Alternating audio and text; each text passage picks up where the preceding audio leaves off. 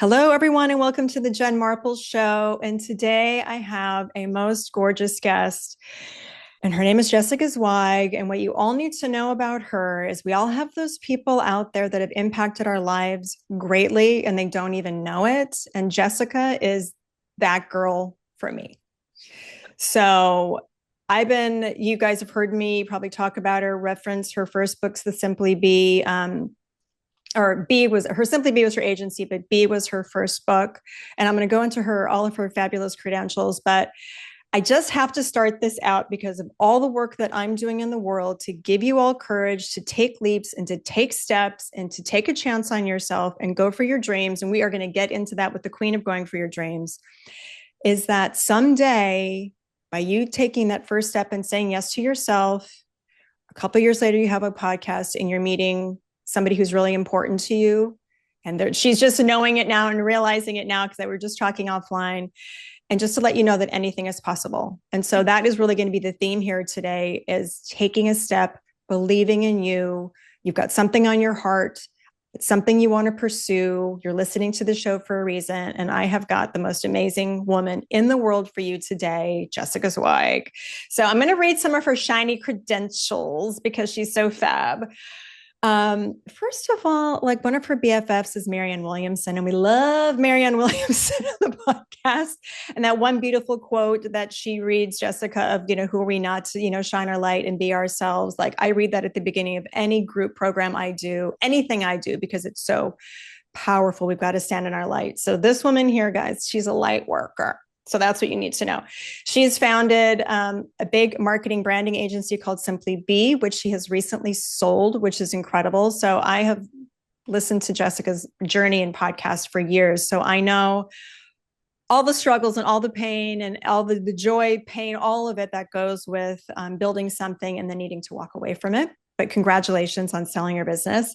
Her first book, Simply Be, that I mentioned, was a bestseller. And she just came out with another book called The Light Work. And if you're seeing this on YouTube, I'm going to hold it up because it's beautiful. And the subtitle is Reclaim Your Feminine Power, Live Your Cosmic Truth, and Illuminate the World. So y'all know where this conversation is going to go today. And she's also the host of this podcast called The Spiritual Hustler. And so I've been listening to her for years. And Jessica, you're the one podcast, and this is no bullshit, that I listen to every week. And I've listened to every single one of your episodes. So you're that for me. Ah! You're that for me, girl. Wow. On the days that I need to pick me up, you're that girl for me. Woman, I should say. I keep calling people girls. Anyway, so y'all, Jessica's amazing, and you're going to love today's chat. And just welcome to the show. Like, I am honored, flabbergasted, fangirling, and just so unbelievably grateful that you're here to chat with me today and my listeners and to spread your light.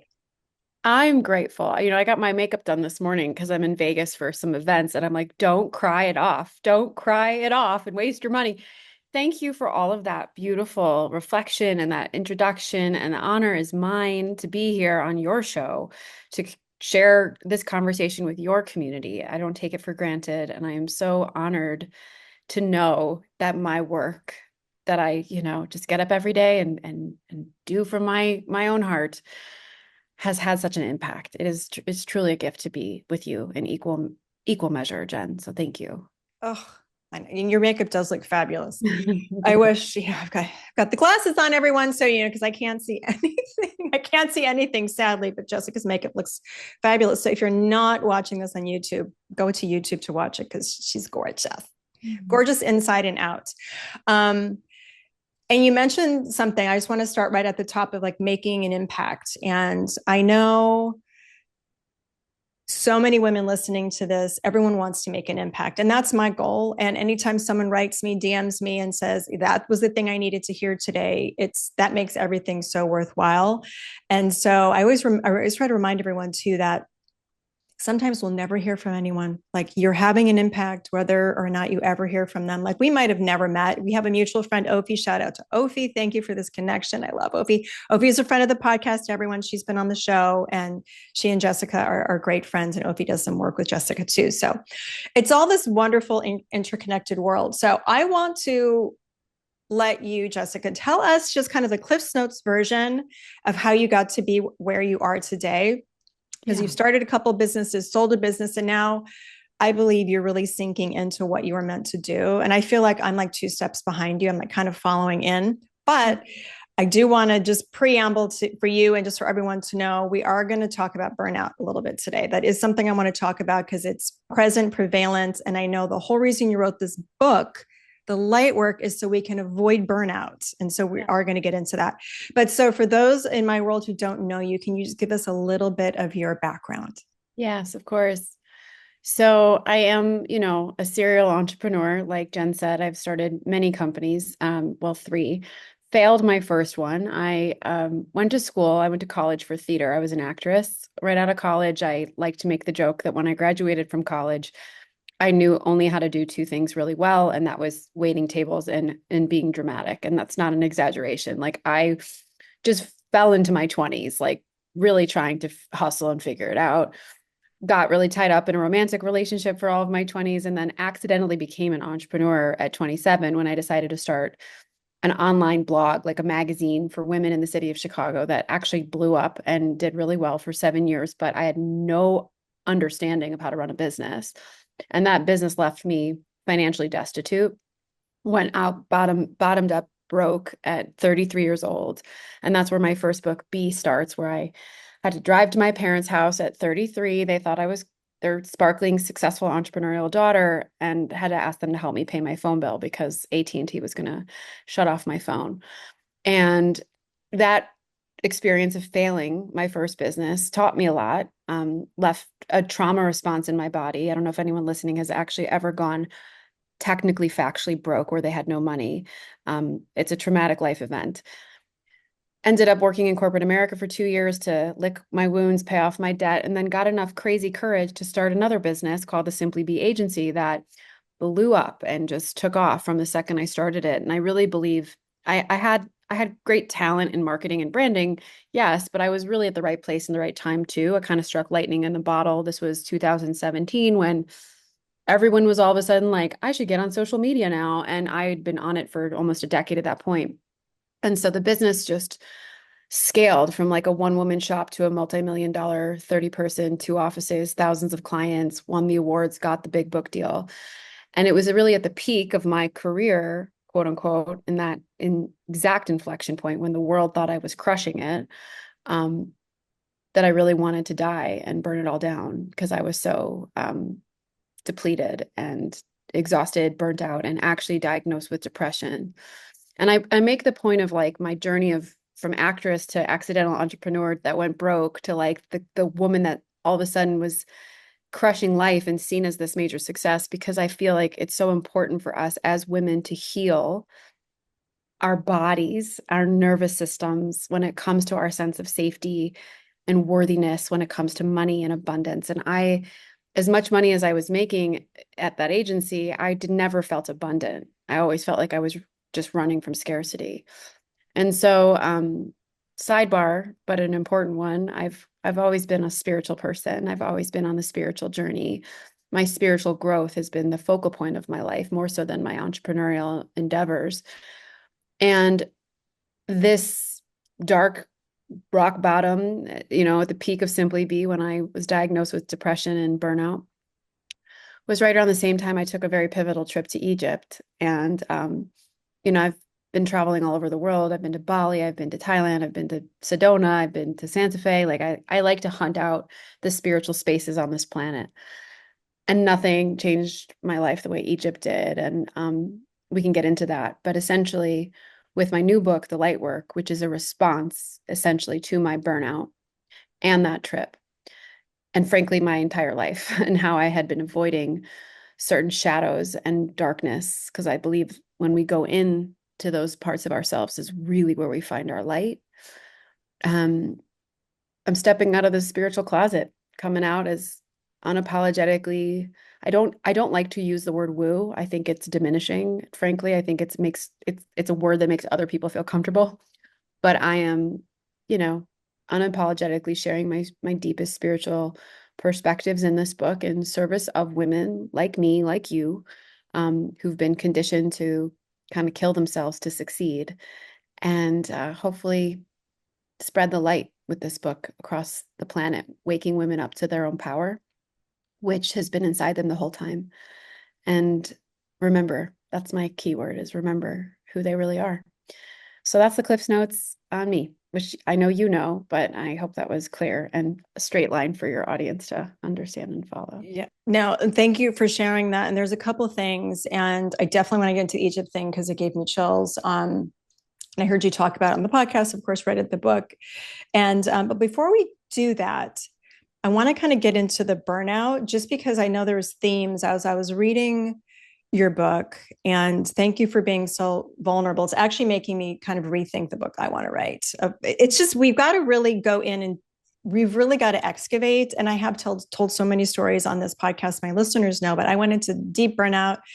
There's a lot of stuff I think we share, stuff with our dads. The overworking, to make money is to kind of to suffer and to slave and to burn out, even if it feels good. There's also this dark side. There's Sand, who's been on my show. So you talk about this. So our medicine. So if I see something in you, that means I possess it. But then there's also like the dark side, right? There's the flip side. I want you to go into that in a minute. But so I know so many listening. It's if you're the firstborns, it's just the high achieving women. We put everybody else first. We put ourselves last. And I really appreciate that you really talked about all those issues with your dad and you came to peace. I'm almost 55. I was 45 and I had that talk with my dad, but you realize the residue that leaves and builds you into that person. And one of the things, and I want you to go into this, that you said was we realized, I too had this realization, but this took deep work, that we realized we had the exact parents that we needed to be at this place to do the work we need to do in the world. So can you go into your story with your dad and how that was such a pivotal sort of reflection for you? Yeah. So I just want to say that I love my dad. I love him so much it hurts. And he was a wonderful father and did the best he could with what he had. We've all heard of little T trauma, big T trauma. I had big T trauma with my dad, unfortunately, but my dad had like supersized font trauma with his parents, right? My dad's a boomer and his parents were immigrants and first generation and they had it real rough. So my dad, I came into the world as his first and only daughter and he had no tools. And he was hard on me. I was a spitfire of a rebellious teenager and we got into a really tough argument one particular evening at 14 years old. And I tell this story in the book. And, he said to me in the heat of the moment that he was going to call me Jessica Zero because I was going to amount to nothing. And I write about this in the book. And, my dad doesn't even remember this conversation. But that one conversation shaped the entire course of my life from that moment forward because I was going to prove my dad wrong. And all I ever wanted, what child doesn't want, to make my daddy proud of me. Oh, you're going to make me cry. I'm going to cry off my expensive makeup. I'm trying not to.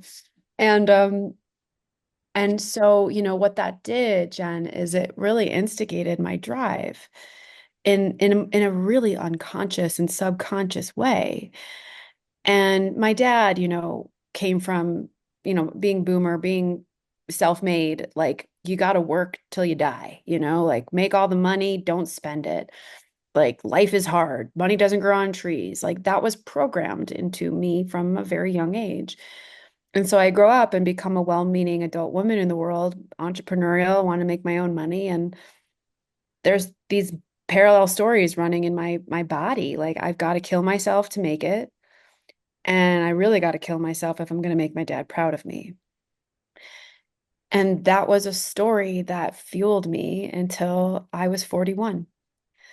And, I'm still, frankly, healing from that trauma and unwinding those deep-seated programs that live in my ancestral lineage, frankly, to rewrite my bloodline. Truly, I believe that's what we're really here to do as new earth conscious leaders, to create a future world. That's why I end the book with future light, because I feel super committed that we're here playing a much bigger eternal game than we've even realized most of the time. And I really have to thank my dad because I wouldn't have created all of the beautiful things. I mean, I'm a self-made woman. I came from, my dad helped me through college, but then he was like, "You're on your own, kid." And I've made my own money, and I am a self-made one. The breadwinner in my family with my husband, and I'm proud of those things. And I got that fire and drive and focus and ambition and morality and integrity in many ways from my dad. But I also realized the shadow side of that and how unhealthy and frankly abusive I was to myself a lot of my life. Um, and I think that's why I have that chapter about family. It's called Soul Family because we choose our higher souls, not our human selves, our souls. Choose our parents choose us for our unique soul to evolve into more love in this lifetime. That's at least what I believe. And the subline of that chapter is called Healing Yourself Heals the World. And where we, I think, amass the most pain is in our childhood. Um, and that is the deepest healing we really are here to do, that we must do if we're going to create a better world. So that is the quick story behind that. And there's a lot more I say about it in the book. Thank you for sharing all of that. And we have basically identical sort of upbringings and the same dads and the same realizations in my 20 years of work. And I did a coaching training before and heard that phrase of that you come to realize you have the exact parents that you need to do the work that you do in this world.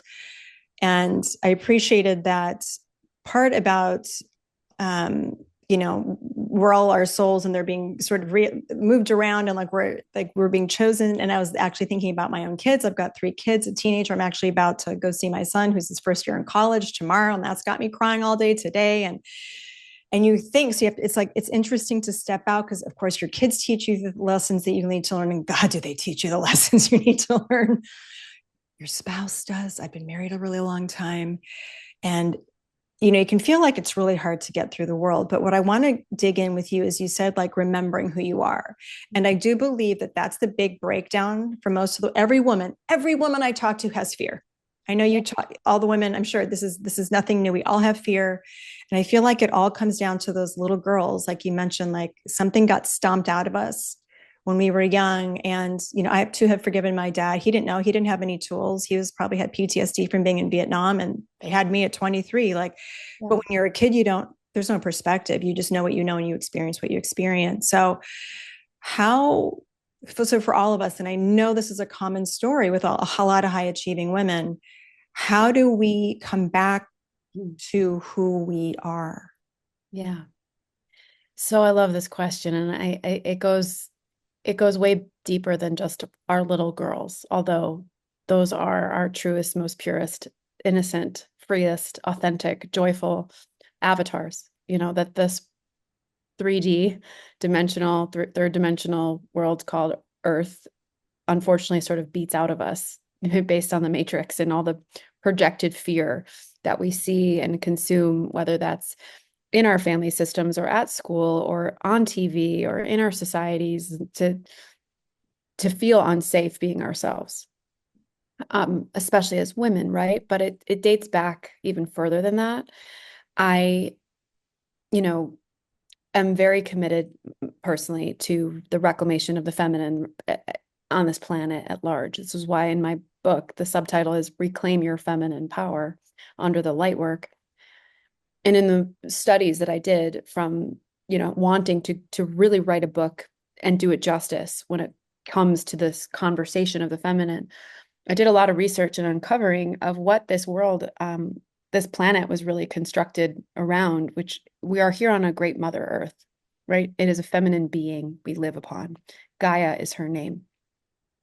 And if you look back at history, as it has been noted, quite literally written down, it only started getting written down about 4,000 years ago. And that's when the patriarchy was born, right? Masculine constructed reality of church and state, power, peasants, territory, country lines, all of that was not ancient as we think it is. It's only about 4,000 years old. The history of humanity has been around for about 200,000 years. So I posed the question to myself. I had no choice as I was writing this book. Like, what happened? What was going on before we could just simply start writing shit down? And I discovered very quickly that we lived in a matriarchal society and God was actually worshipped as the goddess. And that has been not only repressed and oppressed, it has been written out and actually obliterated and forgotten. It hasn't only been forgotten in our psyches, it's been forgotten in ourselves. And we have to, I think, come together in conversations like this, do deep healing work, find other communities of women, go deeper into our own goddess identities, to try to find our tribes of sisters. I say this in the book, like we're all daughters of Gaia. We're as women of this earth, making us all sisters, and to really learn how to activate these dormant DNA codes of consciousness, whether that's through breath work or sacred plant medicine or, sacred experiences at temples and sites, getting outside of our comfort zones. There's so many ways we can activate what I call our codes. We don't have to necessarily go do ayahuasca. We can use our own breath to do it. But I really believe that's what we're truly being asked to remember as women, that we were not the lesser sex. We weren't paid 80 cents to the dollar, like for the last, since the 50s. Like this is all a construct. It's made up. Women actually led civilization, tribe, culture. We were the first innovators of literally everything from technology to agriculture to farming to textiles to the science of the stars and astronomy and how the calendar was designed. Like women led it all. And we were, of course, in partnership and harmony with the masculine versus the way it's designed now, where we've overvalued the masculine literally on a macro and micro level, especially in our own systems as women in business. We've been conditioned to be boss babes and work hard and work like men. And that's never who we were designed to be. And so this reclamation and remembrance is probably what my third book is going to be about, and my biggest commitment to the women that I work with right now in my business and what I'm currently really up to in the world. And I could talk about this forever. I feel like it's so critical for women to remember this truth. It really is. And I talk people on the show and they know me, I talk about the patriarchy all the time. And I'm helping women to get their voice and just have the courage, because there is historically, like you're saying, and it goes back, there's the ancestors. We used to be burned at the stake. It wasn't safe to speak for a long time for us. And I think, we hold that, and I've explored that with some other people. And it's really hard actually to stand up as a woman and speak your truth because we've been programmed. And so getting over that fear is so important, and just remembering. And I want to ask you this question because sometimes, I'm sort of metaphysical. Like I've got all the books. I come back to like Abraham Hicks. I come back. So I devour you because I believe in the spirit world. I believe in God. I believe in the dark spirits as well. And literally when I'm having a hard time, I'm saying, who out there, I feel like there's almost a dark force. And it's why it's making it so hard for women to speak their truth. Because the women I know and the women I work with, and I know the women you work with, all light workers, everyone is so heart and soul led. Yes. And we could probably all be doing something different that would be easier. But I know I'm called deep down inside to do it. Like it's out of my hands. But women, I feel like we're being suppressed, and there's these dark forces. I actually said to myself today, this week, I was having a week. I'm like, there are dark forces not wanting to be me at my best because it's scary, because it disrupts the matrix. Yes. Yes, absolutely. They're that I don't want to freak people out or sound like a conspiracy theorist, but there are some serious dark forces that don't want humanity to wake up and feel threatened, quite literally, with our own self-empowerment, whether that's in our consciousness or in our health, in our bodies, what we put in our bodies.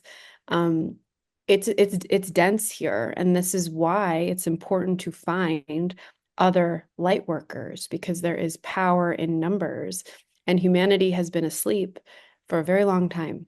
And this is such an exciting time to be alive because we are all, not all, but there's a collective, mass collective of people who are waking up and looking around and saying, this isn't right. This doesn't feel good. This doesn't seem how life should supposed to feel. It should be easy. It should be abundant. It should be vitally healthy and mind, body, and spirit. And I have agency over how I choose to live my life, and the things that I want to believe in that are true to me are for me to decide. And I just think that the more we speak up and speak out and let ourselves ascend beyond the fear of the backlash, um, the more we're going to shift the frequency of the planet, truly. I don't want anyone listening to take for granted their own power.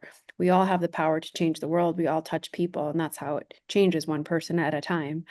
And, you know, I, again, I don't want to sound too much like a conspiracy theorist, but um, there are mass forces in the form of mass media that control the mind. Like, I think Beyonce had it at her concert, like whoever controls the media controls the mind. It was a pretty freaky quote.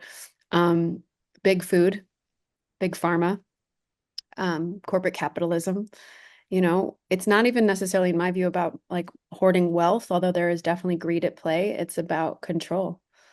And that's why I chose to write about the Palladians in my book, because they're about waking humanity, one person up themselves, to their own innate quantum limitless power. And I had a last thing I'll say is I had a very dear friend of mine who's a healer, who I trust, say to me about a year ago. She said, there was a long period of time on this planet when the dark was winning. And we can't say that anymore. The light is now winning. And while that might not feel true, if you look around, that's why the dark is lashing out so bad. And it's so intense. It's like a fever pitch with war and vitriol and divisiveness and just all of the horrific things that actually are happening, because there's been an inflection of light. And to stay the course is really what I'm here to help women do, one woman at a time, because that's all I can do. So I love that you brought that up. I love that. And I feel that too. And my listeners know this story, but I think it was around in early 2021. I remember the day. A friend of mine, I think you might know who she is, Lori Ladd. So she's kind of, yeah. So she's a friend of mine. And she had posted something, just so whoever needs to hear this today, she was talking about whatever was happening, kind of this crack in the earth that was happening. And like literally women were rising. And that was the day that I woke up, and it was like, I was still doing some traditional PR consulting. I had some crazy things going on, and I was just like, what am I doing? It was like the Holy Spirit came through me himself that day. I was thinking like I had a manic episode. I went to my desk and I was stayed in my pajamas the whole day and just started going out. As like, I was 51 at the time. I said, I don't know what this is going to look like. I'm Jen Marples, blah, blah, blah. 51, like we're not old. Like, who's telling us we're doing this? It's our time to rise. We've got to support each other. And then that's really how everything started. And I thought it was like I was going to wake up the next day and I would just go back to everything else. But it was, and then I'd seen her video actually the day after, and I told her, I was like, girl, like whatever crack happened, like I was activated. Like on that day, it was like March 21 or something, 2021. I know that was the day I was tapped. Wow. It's been a through line for me, but that was the day it's like, go. It's the only way I can, I've taken many hits with the "you're not too fucking old" language. Like, I love it when the guys come after me. I'm like, it has to be like this because it has to break through the fucking noise. Yes. We've got to wake up to our power and our brilliance. And it's a metaphor. It's a rage against the machine. It's a rage against the matrix. And that's why I'm so passionate. And women are being tapped. And I see them, and I think those are the ones who are drawn to me. So this is my $1 million question for you, like literally the $1 million question. We've all kind of come up and been part of the patriarchal system of how we've all worked and how we've all, and I've been there, done that, burned myself the fuck out. They've all heard it here on the show, had to put the pieces back together. And then, Jessica, when I was going out a couple of years ago, even doing the work I wanted, I found myself going back into old patterns and the self-sacrifice and the working too hard, ignoring my kids and all of that. So if we're going to be light workers in the world, and kind of be like the spiritual hustlers. How do we go about it in a different way so we don't end up where we were? And I guess another way the question is in society as it stands, it's still to this day patriarchal society, and we want to come out with our light. How can we do it in a way that is supportive and we don't find ourselves on the ground sacrificing ourselves yet again Yes. for everyone Okay. else? I'm gonna give you that $1 million answer, okay? Thank you. I'm here for it. Um, and I'm only giving you this $1 million answer because I'm I'm paying myself with with this profit too. Like I'm in it myself, okay? Um, okay. Where do I begin this? How do we not fall into the patterns, right? Is really the question. How do we continue to evolve and really stay the course so that we can be committed to our light and not get sucked back into the old paradigm?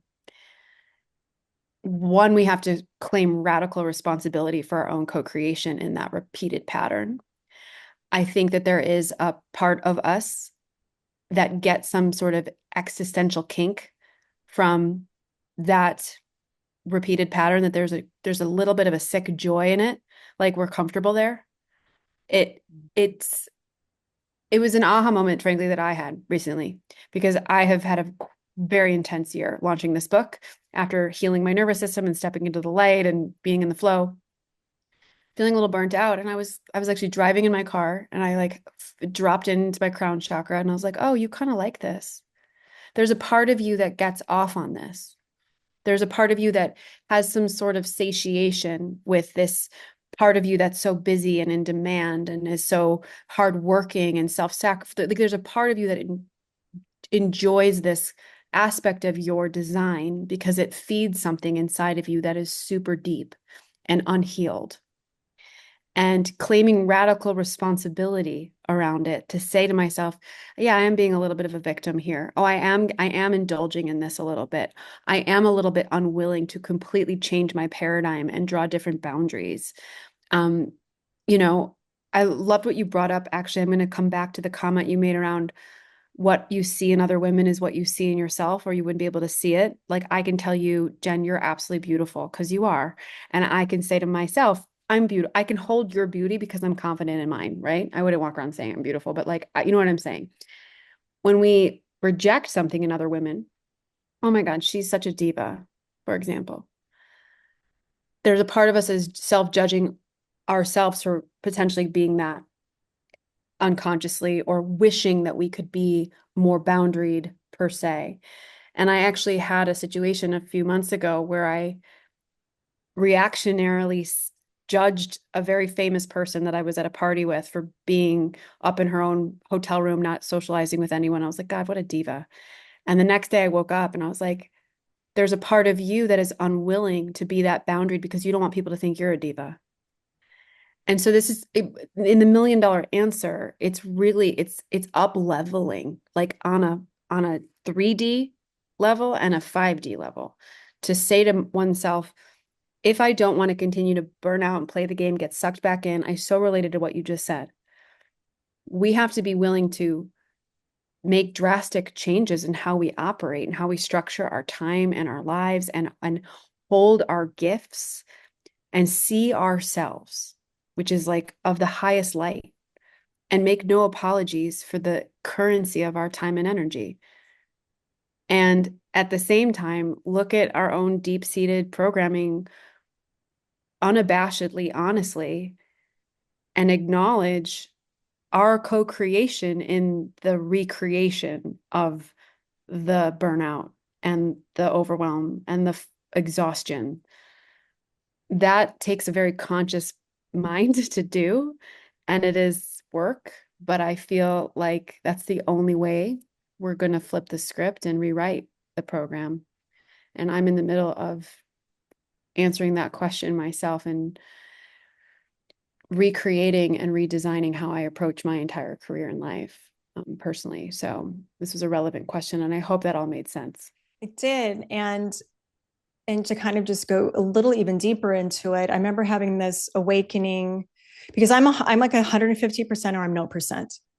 And so that's my cross to bear. And so there's kind of two things that popped up for me was when you also change and you're examining and putting the boundaries and trying to change the systems when you are also, and I know you talk about how you and your husband had to have a lot of talks and have conversations about how things were going. My husband and I have the same, and we're in the midst of doing, and we're looking, I'm going to be like a free bird in 2 years. Like all my babies will be out the door. And so that it's rattled the house, it's rattled our relationships, it's rattled me to my core because it's this big next chapter that I'm excited about as far as, I can do all these things work wise, but it's also a deep sadness. Like it's like two things can be true at once, as you know.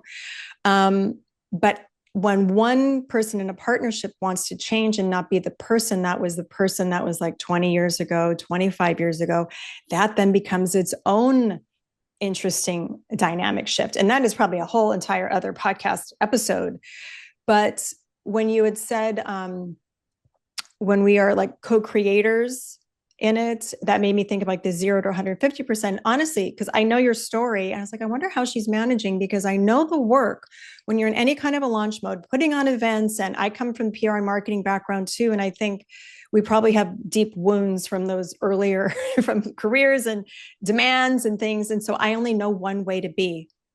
Yeah. And it's an active you have to kind of actively rage against it. So this is my long-winded way of saying, when I was going out and doing all this a couple years ago, after a year, I just stopped myself. I said, Jen, I can't, if I keep doing it this way, like this is a recipe for burnout. Like I cannot live my life like this. I'm not seeing my kids and they're out the door. And so the second part of this $1,000,000 question is, all the women listening, and the women, and you guys, if you're listening today, like lucky you, because this is probably like a life-changing episode, because this is the stuff we needed. It's not business tools and how to use social media.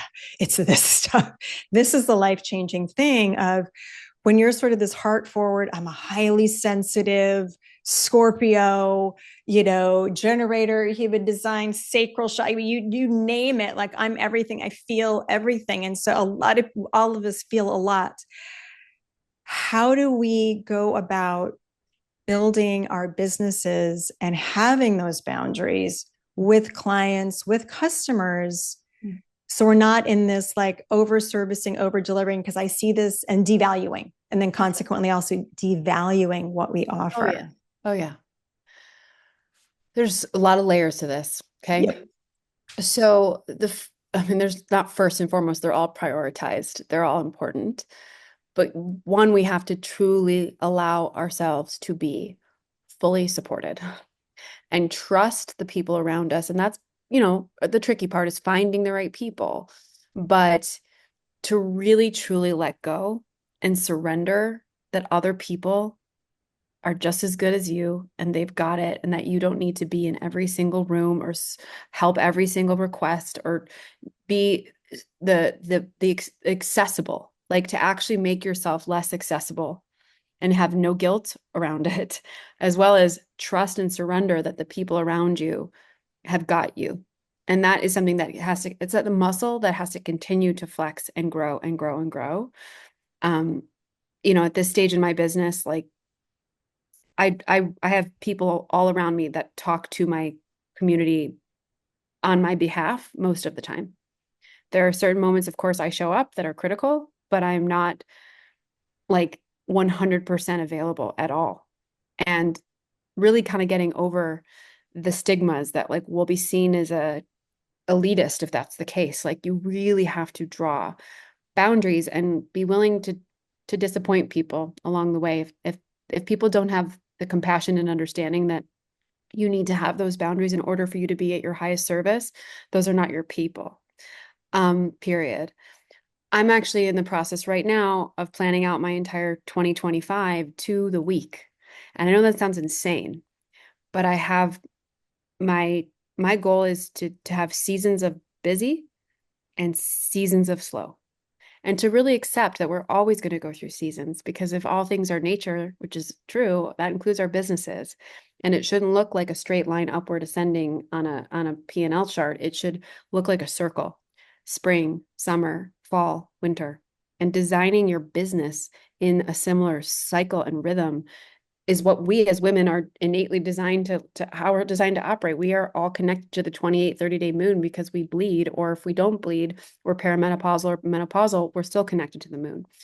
And so looking at the granularity of my schedule and getting like that, it sounds neurotic. It's actually freedom. Because if I know exactly where I need to be and when, that creates the structure, the masculine, as I like to say, for the feminine to flow. I know what time of the year I'm taking off. I know when I'm going to go on vacations, have space for sabbaticals. I have non-negotiables of when I start my day, when I end my day. The key is staying in integrity to it, right? Of course. But that's where your support system comes into play, and people who guard your time. I talk about this in I have a business school that I'm in right now called the Feminine Frequency Business School, and I'm teaching leadership and talking about, like, if we're queens, we need a castle, we need a guard, we need a freaking moat of water around that castle, and we need a drawbridge.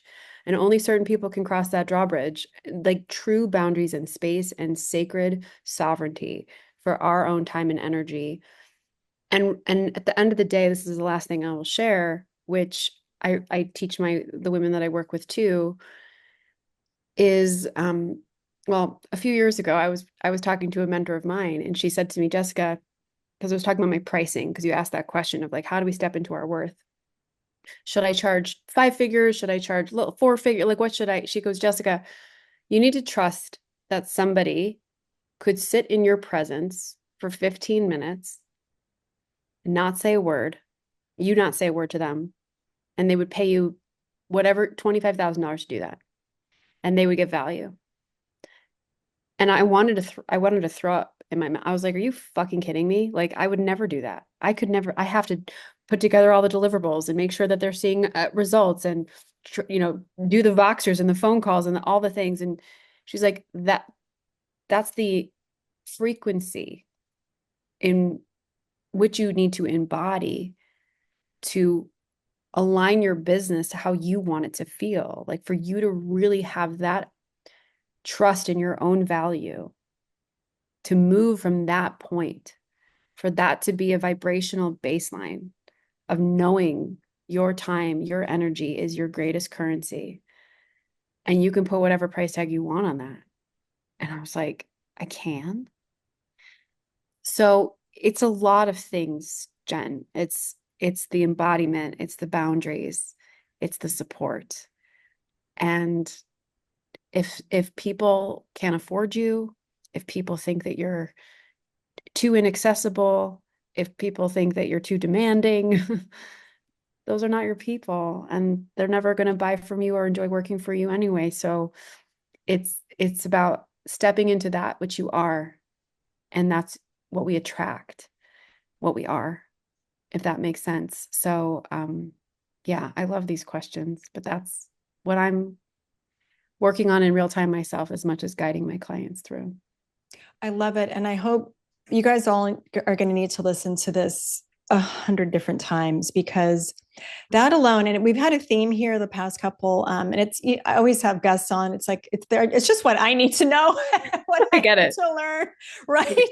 Like, I had Chip Conley on, and he's so fun and cool, and he had his own tools, and he's the only man who's ever been on the podcast and probably ever will. But it's like we draw in and we teach what we need to learn, all those things, right? We teach what we need to learn. But I really hope everyone listening takes this away, because we've been on this theme of worth and women, because it goes down to the very beginning of what we were talking about, of just the little girl, and like, what happened when that light got smashed out, or whatever happened to us. And just kind of remembering and going back to that person, and that you went into a room, you're like, hi, I'm here, and I'm here to like raise the vibration. And somehow that just, and life can also take us for a ride, and we have to come. So that's a really, actually, I want to ask you this so I don't forget. So we say all this, and this all sounds great. And, say 4 out of the 5 days, you're like, I'm Beyonce, I'm great, these are my prices, I'm going to help you. Then the day happens, something happens with a family member, a husband, a client, whatever it is. And then it knocks the sales out of you. And all of a sudden you're like, what do you use, or like, what do you have tools that get you back into that place of like, I am Jessica Zweig, and I'm here to serve, but this is what I cost. And that's it sounds crass, but this is my worth. This is my value. Yeah. Um, I let myself feel it. I don't bypass it. I think it's really important to acknowledge our emotions and be human. To really come back to the truth that we're gonna we're gonna have every day is different. Every day is different. Um, and if I'm being really honest, like I have to practice it even harder to anchor myself, right? I have to set those intentions. I have to I have a morning manifestation practice that I do with my partner, not my business partner and my company. I journal. I call my therapist. I voice note my coach. I call my best friend. Um, I ask for validation because if I'm feeling insecure, I need somebody else to support me. I just, I have a set of tools in my toolkit, and I continue to go back to them with even more intention. And I reflect, like, I'm assuming the women that listen to your podcast have been doing their thing for a while. And no one can take away 10, 15, 20, 30, 35 years of experience. No matter if you have a shitty day or you have a failed launch or the client says no, you still embody all of that intrinsic value. And I kind of come back to that. Like, I guarantee that your worst day is someone else's best day, that your B is someone else's A, and to just have grace. Just have grace. Mm, I love that. Okay, I promised I would get you out of here earlier. So I have 1,000 more questions, but alas, we'll have to do this again. I loved it. So I have two. Well, I have one final question for you, and then a fun little statement. So you are in the early part of midlife. So how old are you? 43? 43. Yeah.